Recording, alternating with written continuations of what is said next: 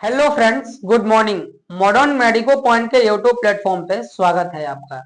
जैसा कि आप लोग पिछले वीडियो में देखे थे कि फोटोस की वेलनेस के बारे में पता लगाने के लिए कुछ टेस्ट को परफॉर्म किया जाता है। ठीक है, क्या किया जाता है? कुछ टेस्ट को परफॉर्म किया जाता है जिसमें हम लोग एनएसटी और किक काउंट के बारे में पूरी स्टडी किए थे। ठीक है, कि एनएसटी और किक काउंट के द्वारा फोटोस की वेलनेस का पता कैसे लगाते हैं, उसकी पूरी प्रोसीजर को समझे थे। ठीक है, और आज की क्लास में हम लोग चर्चा करेंगे कि सीएसटी क्या होता है और इस टेस्ट के द्वारा कैसे पता लगाते हैं कि बेबी जो है वेल है या अनवेल है इनसाइड द यूट्रस, यानी कि जो बेबी माँ के गर्भ में है उसकी वेलनेस का पता लगाएंगे किसके द्वारा? सीएसटी के द्वारा, कॉन्ट्रैक्शन स्ट्रेस टेस्ट के द्वारा। ठीक है ना, आज का हमारा क्या टॉपिक है?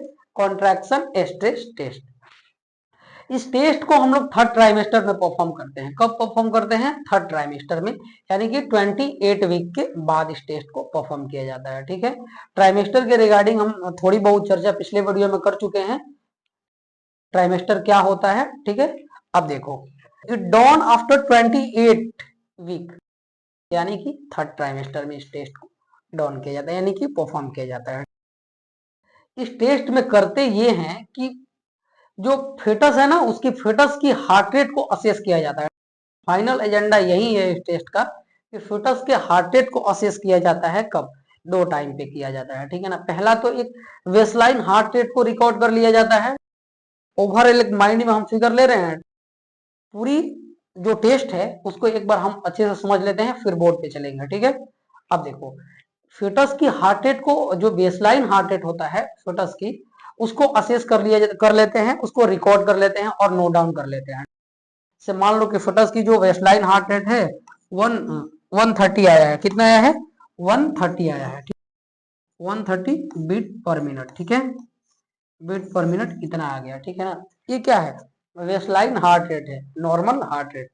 जब बेबी किसी प्रकार की कोई स्ट्रेस नहीं है, बेबी को नॉर्मल कंडीशन में बेबी है, तब की ये हार्ट रेट है कितना? 130 बीट पर मिनट है। ठीक है ना, अब देखो, होता ये है कि यूट्रस में कॉन्ट्रैक्शन होता है। क्या होता है? यूट्रस में कॉन्ट्रैक्शन क्रिएट होता है। ठीक, तो कॉन्ट्रैक्शन जब क्रिएट होता है तो क्या होता है? बेबी को स्ट्रेस होता है। ठीक है ना, यानी कि बेबी पे दबाव पड़ता है, और उस समय जो हार्ट रेट होती है क्या होता है? चेंज हो जाता है। इट मीन्स कि बेबी जो है अनवेल होता है। ठीक है ना, जब बेबी अनवेल होता है यानी कि बेबी क्या होता है? एबनॉर्मल कंडीशन में होता है। तो जब किसी प्रकार की स्ट्रेस बेबी पे लगेगी तो क्या होगा? बेबी की जो हार्ट रेट है क्या होता है? चेंज हो जाता है, यानी कि अलग देखने को मिलता है। ठीक है, तो अब देखो, इसमें करते ये हैं कि ये लाइन है मेरा, assessment of fetal heart rate with each uterine contraction. जब यूट्रस में कॉन्ट्रैक्शन होता है तो उस समय क्या करते हैं? बेबी की हार्ट रेट को असेस किया जाता है। अब देखो, अगले स्लाइड में चलते हैं और देखते हैं। देखो इसमें क्या, यूट्राइन कॉन्ट्रैक्शन प्रोसीजर। हम लोग जो यूट्राइन कॉन्ट्रैक्शन होता है, देखो दो तरीके से यूट्रस में कॉन्ट्रैक्शन होता है। जब टेस्ट को परफॉर्म करोगे तो जरूरी तो नहीं है ना कि यूट्रस में कॉन्ट्रैक्शन हो रहा ही हो। तो क्या करते हैं? कॉन्ट्रैक्शन को क्रिएट करते हैं। दो तरीके से कॉन्ट्रैक्शन को क्रिएट कर सकते हैं। इसमें पहला है administration of oxytocin.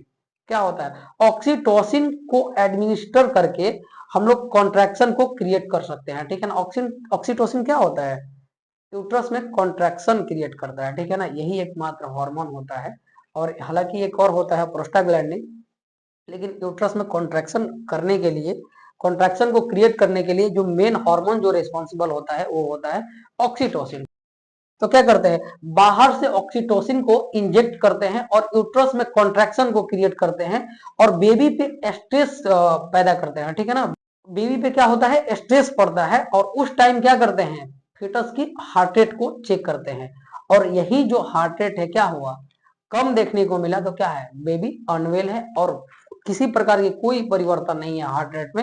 It means की baby is well inside the uterus. यहाँ पे लाइन को हम समझते हैं एडमिनिस्ट्रेशन ऑफ ऑक्सीटोसिन।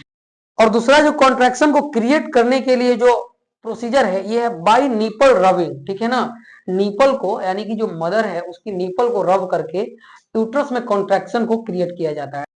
प्रोसीजर ये है कि बाय निपल और रबिंग। निपल रबिंग के द्वारा क्या होता है? जब मदर की निपल को रब किया जाता है तो वहां से जो सेंसेशन है हाइपोथैलेमस को जाता है, और क्या करता है, एंड पोस्टीरियर पिट्यूटरी ग्लैंड पे जाके वर्क करता है और वहां से ऑक्सीटोसिन रिलीज होता है जो कि यूट्राइन कॉन्ट्रैक्शन को क्रिएट करता है। ठीक है ना, यहाँ पे स्पष्ट लिखा हुआ है by nipple rubbing stimulation to hypothalamus. कहा जाता है स्टिमुलेशन, हाइपोथैलेमस को स्टिमुलेशन जाता है और यहाँ से क्या होता है, पोस्टीरियर पिट्यूटरी ग्लैंड पे जाके वर्क करता है। ठीक है ना, यहाँ से स्टिमुलेशन जाके कहाँ वर्क करता है, पोस्टीरियर पिट्यूटरी ग्लैंड पर, और यहाँ से एक हार्मोन रिलीज होता है जिसे हम लोग ऑक्सीटोसिन कहते हैं, और ये क्या करता है, यूट्राइन कॉन्ट्रैक्शन के लिए रिस्पॉन्सिबल होता है। ठीक है, दो तरीका हुआ यूट्रस में कॉन्ट्रैक्शन को क्रिएट करने के लिए, एक एडमिनिस्ट्रेशन ऑफ ऑक्सीटोसिन और दूसरा जो है बाय निपल रबिंग के द्वारा।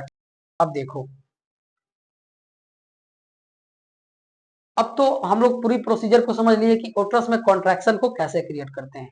पूरी प्रोसीजर हमारी क्या है, फेटस की वेस्टलाइन हार्ट रेट को चेक करना है, और जब यूट्रस में कॉन्ट्रैक्शन हो रही है तब की फेटस की हार्ट रेट चेक करना है, और दोनों में क्या करना है, कंपेयर करना है। ठीक है, तो अब तो हम पूरी प्रोसीजर समझ गए कि यूट्रस में कॉन्ट्रैक्शन को कैसे क्रिएट करना है। ठीक है, अब देखो, first apply cardio tocometer over the abdomen. ये क्या है, प्रोसीजर है, पूरी प्रोसीजर है। ठीक है ना, कॉन्ट्रैक्शन क्रिएट करने के बाद क्या होता है, अब पूरी प्रोसीजर को हम लोग समझेंगे। अब तो एक तो अलग प्रोसीजर हो गया कि कॉन्ट्रैक्शन को कैसे क्रिएट करें।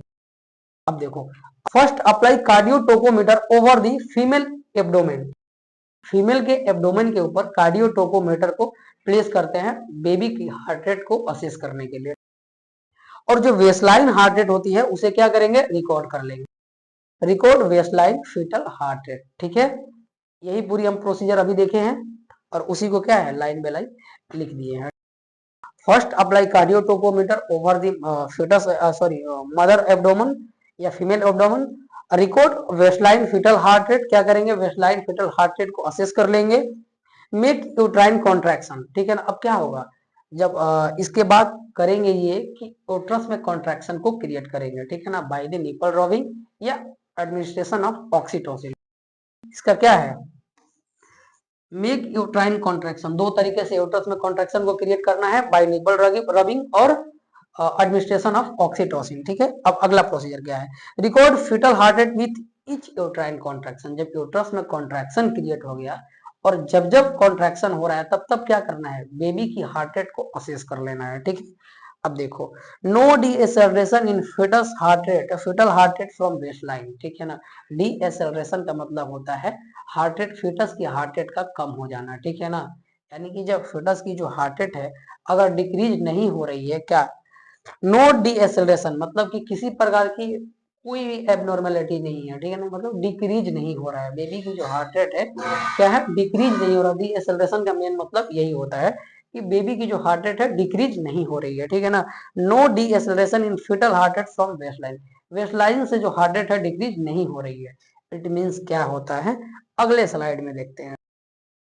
इट मीन्स की निगेटिव सीएसटी, क्या है, निगेटिव सीएसटी है। ठीक है, नॉर्मल सीएसटी है, रिएक्टिव फेटस है या रीएश्योर फेटस है। ठीक है ना, इस सब का मतलब है कि fetus is well inside the uterus, यानी कि बेबी जो है मस्त है, स्वस्थ है, जबरदस्त है। ठीक है ना, क्या है, बेबी बिल्कुल स्वस्थ है। ठीक है, कब, जब फेटस हार्ट रेट जो है कॉन्ट्रैक्शन के टाइम डिक्रीज नहीं हो रहा है। ठीक है, अब देखो, अगर ऐसा नहीं हो रहा है, पूरी जो मैकेनिज्म है, हम लोग क्या देखें कि फेटस की हार्ट रेट, फाइनल एजेंडा तो यही है ना कि कॉन्ट्रैक्शन के टाइम बेबी की जो हार्ट रेट है वो कम हो रही है कि नहीं हो रही है। अगर कम हो रही है, बेबी की जो हार्ट रेट है वो कम हो जा रही है, कब, कॉन्ट्रैक्शन के टाइम, इट मीन्स कि baby is not well inside the uterus.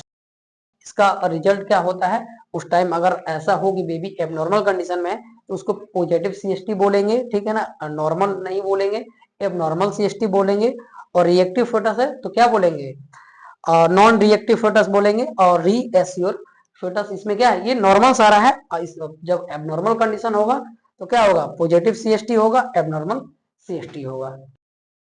I hope कि आपको आज की क्लासेस समझ में आई होगी। मिलते हैं आपसे नए टॉपिक के साथ अगले वीडियो में, तब तक के लिए बाय।